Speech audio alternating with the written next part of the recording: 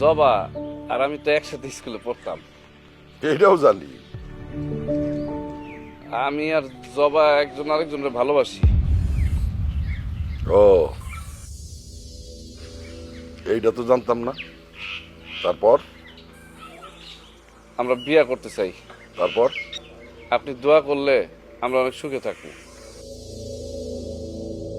কিরে মা, ফরিদ যা বলে তা সত্য নাকি? জি আব্বা।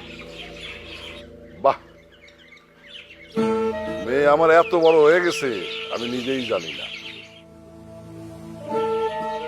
আমারে তোমার জানানো উচিত ছিল মা। সাহেব, ও তো আপনারা ভয় পায়, এর জন্য মনে হয় বলেন। তুমি আমারে ভয় পাও না? জি, আমিও ভয় পাই। আমি ভয় পাই তো।